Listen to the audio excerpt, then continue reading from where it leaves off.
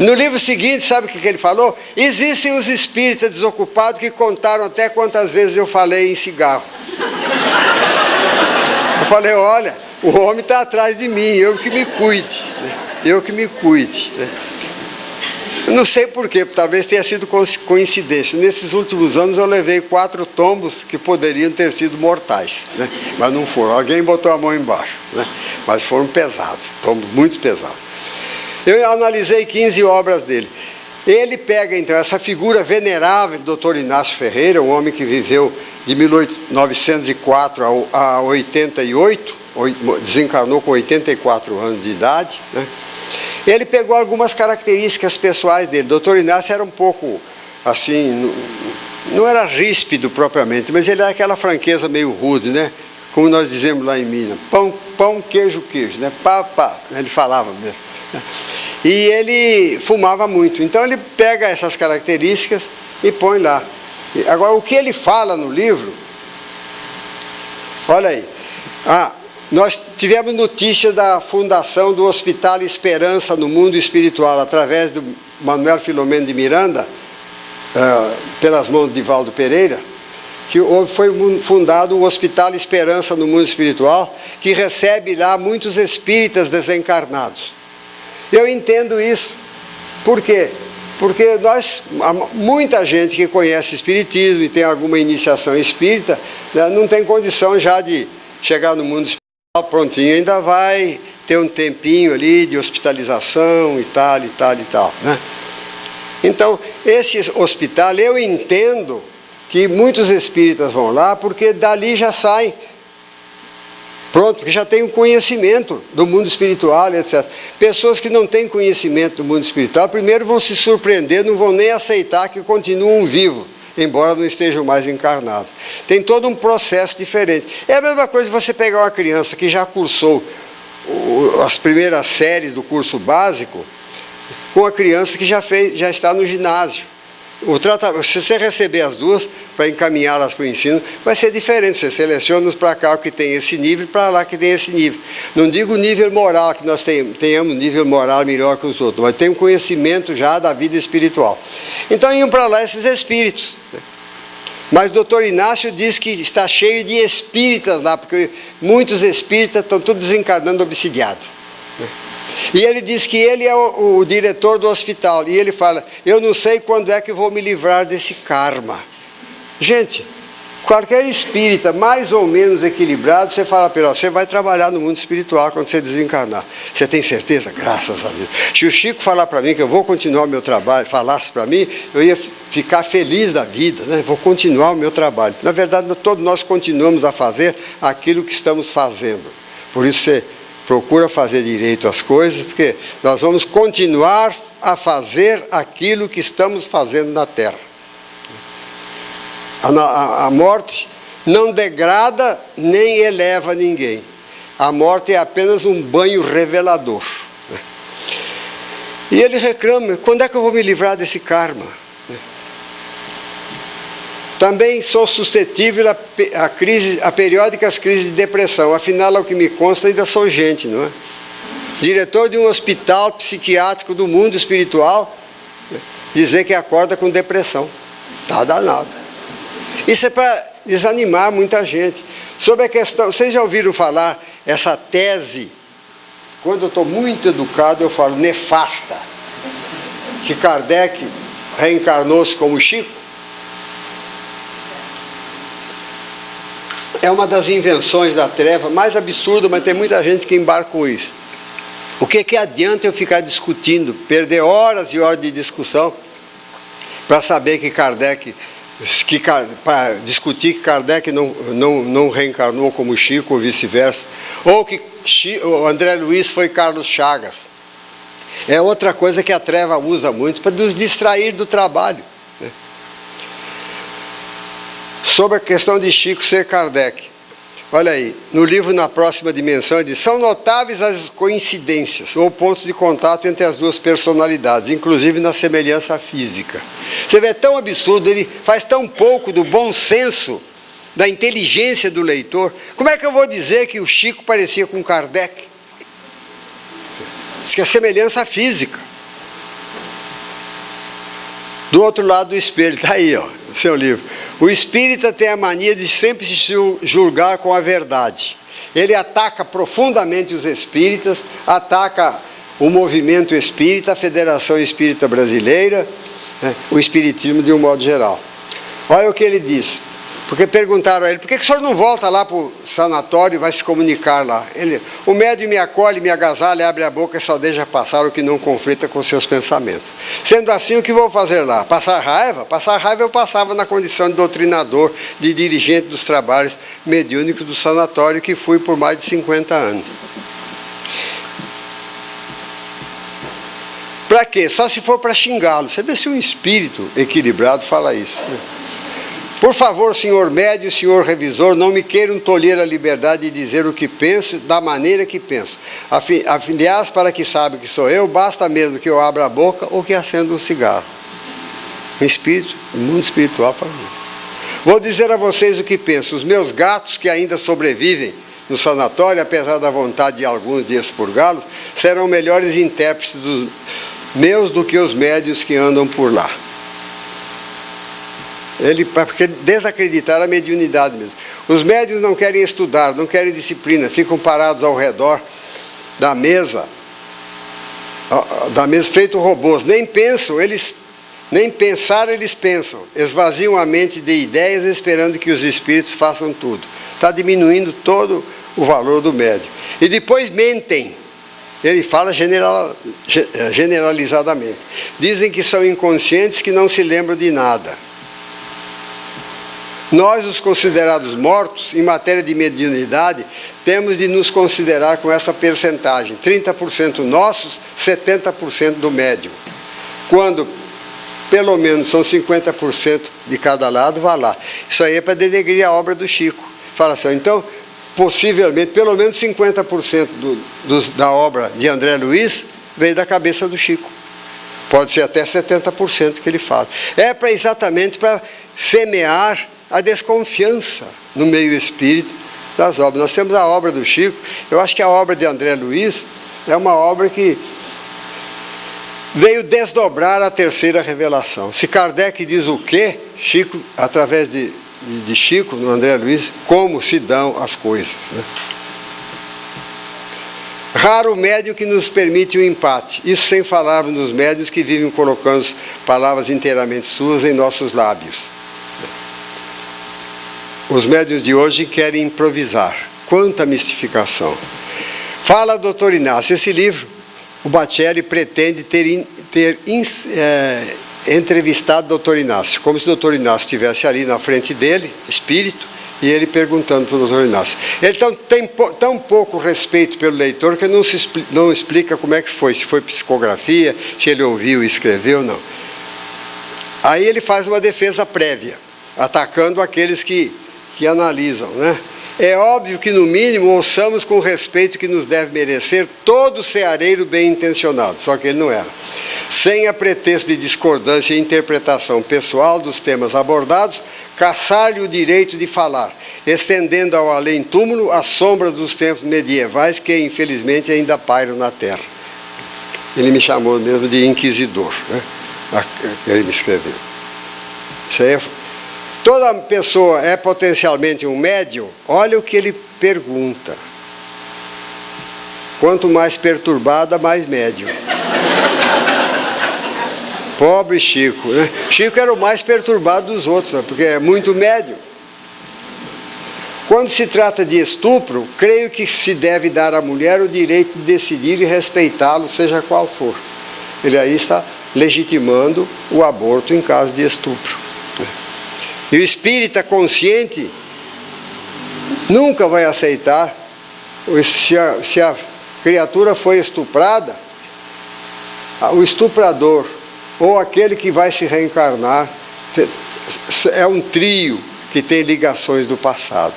É um processo doloroso que agride a dignidade humana e etc., mas não tem. Eu tenho 2 filhas, já são casadas, já são adultas, mas não são muito velhas, eu já casei meio velho, né? Mas tenho uma neta muito querida. Se ela tiver a infelicidade de ser estuprada, eu vou lutar com todas as forças que eu tiver, com toda a minha autoridade de avô, para que a reencarnação venha a termo. Né? Para isso nós estudamos lei de causa e efeito, etc. Porque geralmente o estuprador tem ligação ou com aquela mulher ou com o reencarnante, ou os três têm ligação entre si. Mesmo que ela decida pelo aborto, a sociedade não pode obrigá-la a arcar com as consequências de tal violência.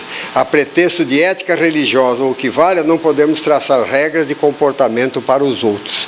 Não somos nós que estamos traçando regras. É a doutrina espírita que nos ensina que o aborto só é possível diante de um caso, por exemplo, né, daquela gravidez pôr em risco a vida da mãe.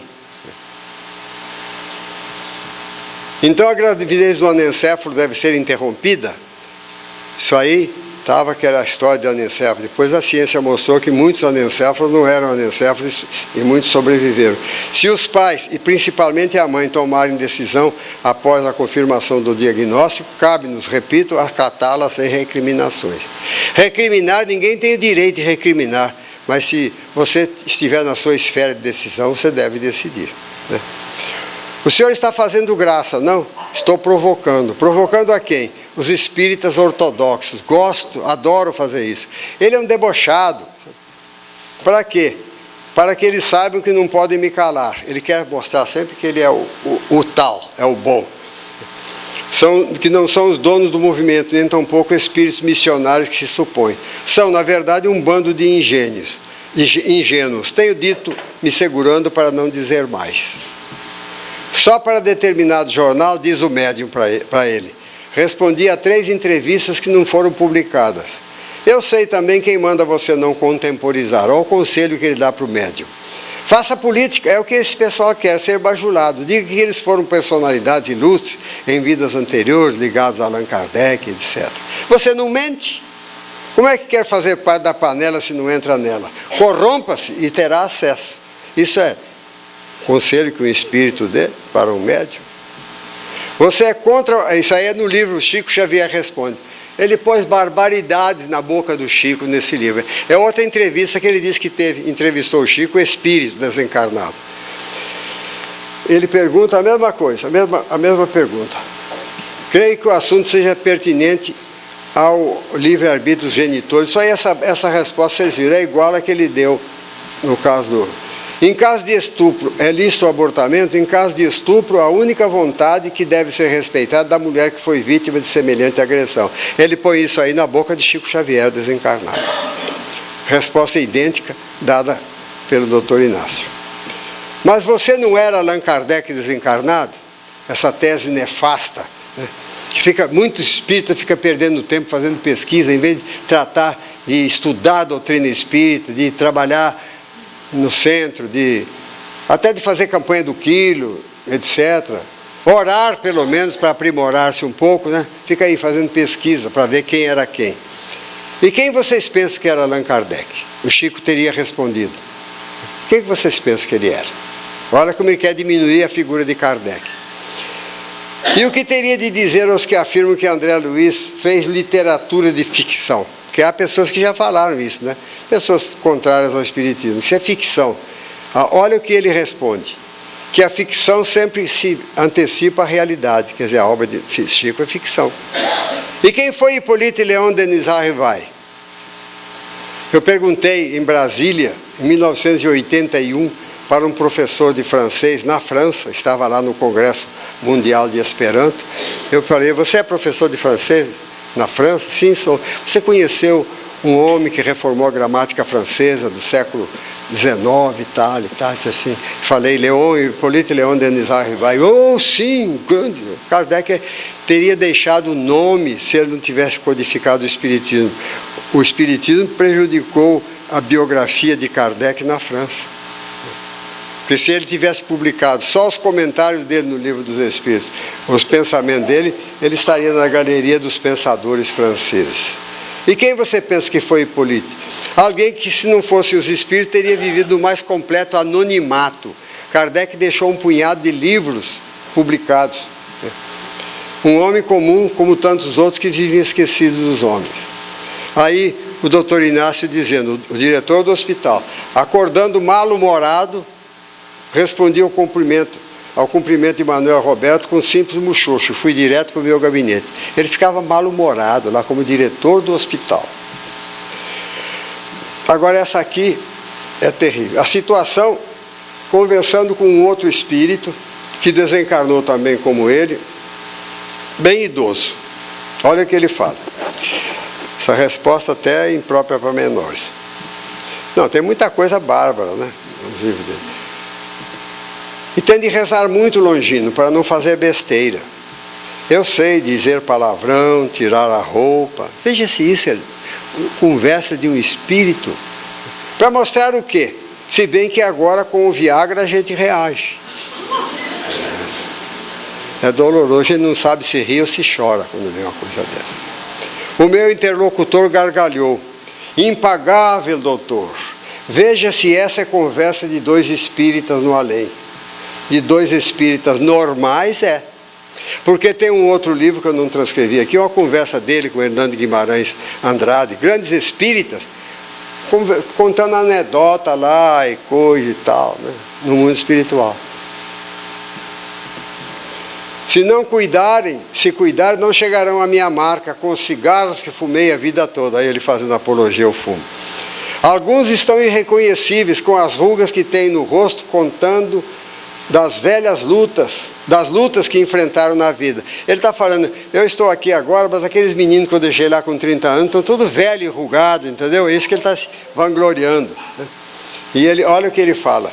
Coitados, e eu nesse outro lado remoçado e forte, simpático como sempre fui, tendo de me esconder do assédio da mulherada. Esse Herdeiros do Novo Mundo, esse aqui é um outro autor, surgido lá do estado de São Paulo. Ele escreve resolvendo fazer logo de cara uma apologia à Arca de Noé, como se tivesse sido uma realidade. Né? Eu não vou passar porque já estou esgotando o tempo. Mas só esse absurdo. Diz ele que a Terra então já está sendo expurgada dos espíritos perturbadores, criminosos, assassinos, etc. E que esses espíritos estão sendo levados para a Lua, para ficarem lá aguardando a passagem do planeta. E ele adota a tese do Ramatiz, que o planeta vai passar aqui. E que a nave, pelo menos, tem 27 pisos, porque ele disse que estava no 27º piso conversando com Bezerra. Mas que lá nos pisos primeiros eram espíritos primitivos, que precisavam ainda de se alimentar de despojos sanguinolentos, essa coisa toda e tal. Olha, veja, espírito primitivo que está aqui na Terra não vai sair. Vão sair aqui espíritos intelectualmente avançados e maus. Espíritos atrasados intelectualmente, não vão embora, não. Né? E os dois estão conversando. E aí Bezerra teria dito para ele, veja Bezerra, coitado do Bezerra, ainda vai comandar uma retirada de espíritos perturbadores daqui. Aí eles estão conversando, quando eles veem o planeta chegando lá, Bezerra aponta, olha o planeta que está vindo para cá nessa velocidade imensa, vamos nos afastar um pouco, porque a vibração desse planeta é muito primitiva. É a mesma coisa eu falar, meu irmão, vamos afastar um pouquinho daqui, porque a Lua está muito ruim, né? Não é para fugir da luz da Lua, não, para fugir do magnetismo da Lua. Isso é uma irracionalidade que qualquer criança não aceita uma coisa dessa. Mas eu tenho aí, minhas irmãs e meus irmãos, mas o tempo aqui foi curto, né, para mostrar outras. Eu tenho ainda mais 50 slides, né? Eu sabia já, porque eu fiz esse trabalho com 2 horas e meia, né? Aqui tem 1 hora e meia só, né? Mas agora entra aí a falar, desacreditar médiuns também, etc.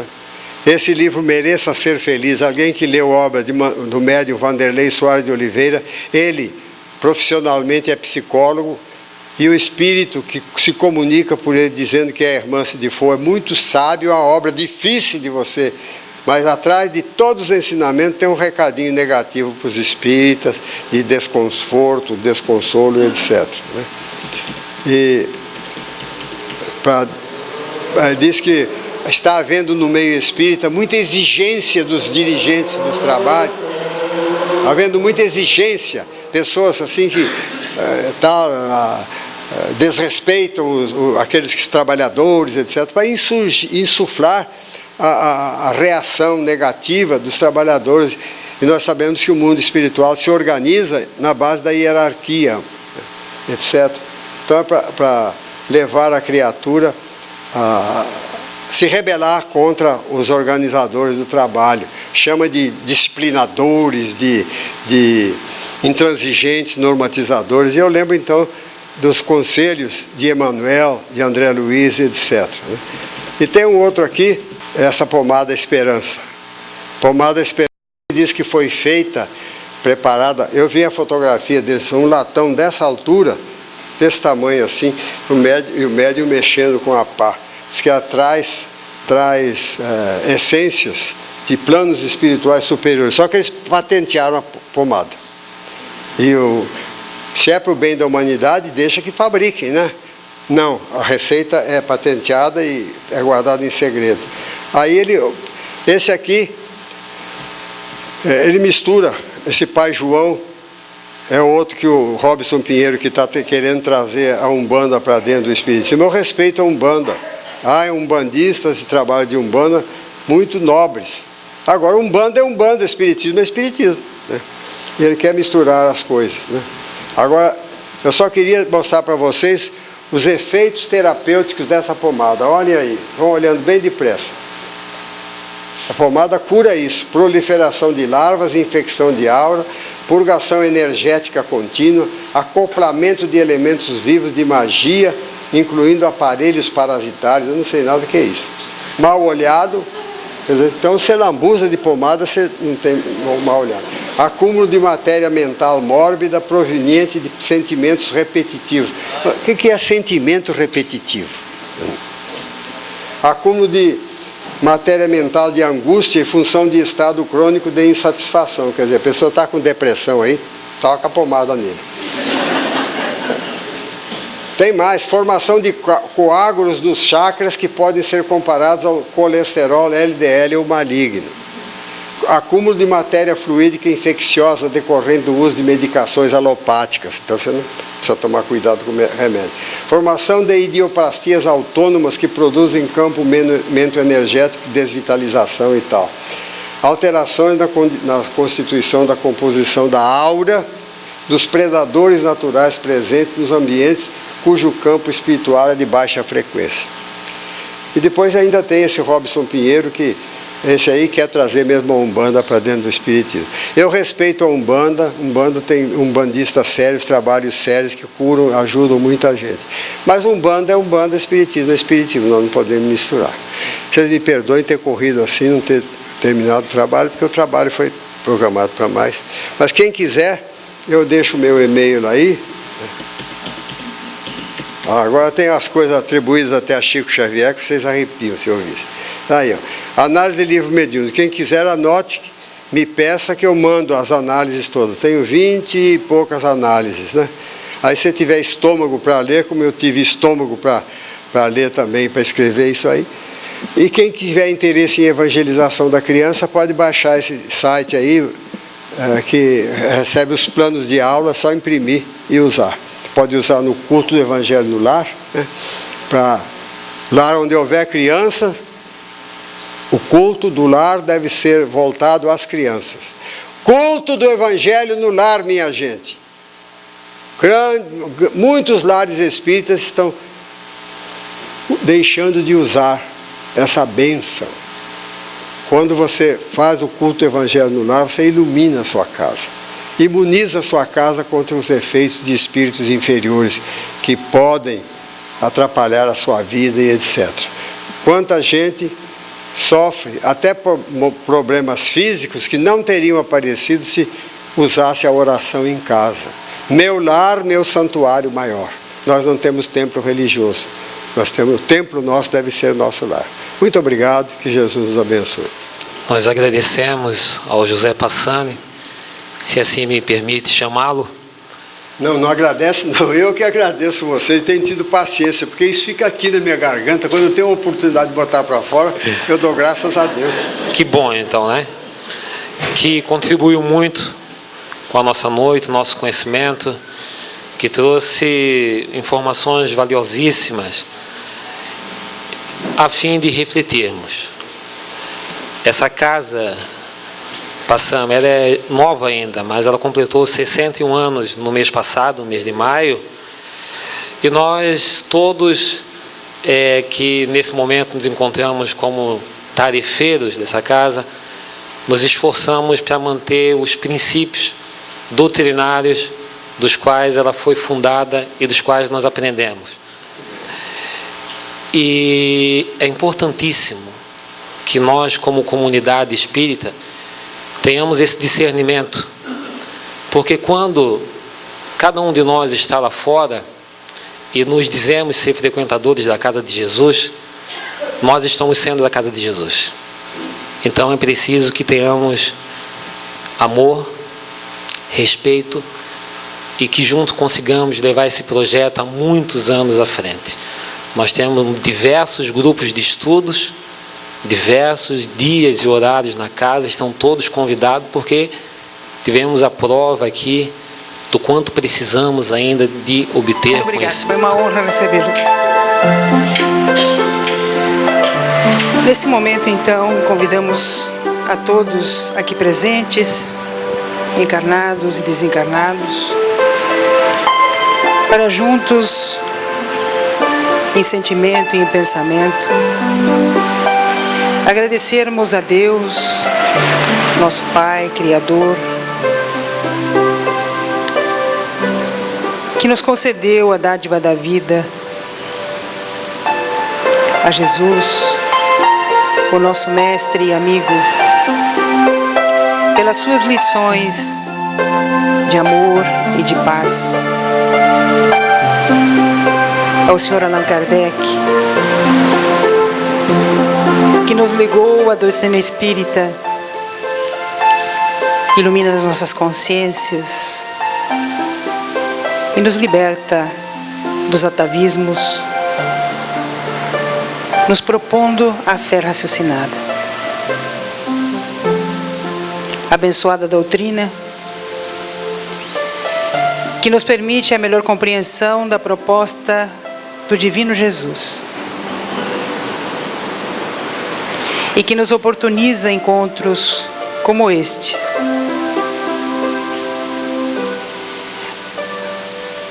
onde bebemos da fonte cristalina da lucidez,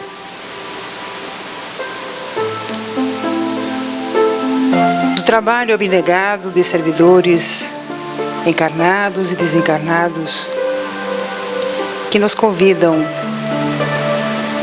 a libertar a nossa mente, a fim de que saibamos reconhecer a verdade que liberta. Abençoa, Mestre querido, os nossos bons propósitos, permitindo-nos sermos fiéis aos teus ensinamentos, para que saibamos, em todos os instantes da nossa existência, dar testemunho da nossa fé, levando esperança, consolação, refazimento a tantos que ainda sofrem, desconhecendo o horizonte da imortalidade que o Espiritismo nos revela. Que neste ambiente, onde recebemos as bênçãos dos amigos maiores, possamos nos inspirar para que a nossa caminhada nesta jornada redentora seja concluída com alegria e que as nossas atitudes e palavras espelhem o amor de Deus para todos nós. Que a tua paz, Senhor, esteja em nós e que saibamos repartir das bênçãos que recebemos com todos aqueles que transitam conosco. Que assim seja.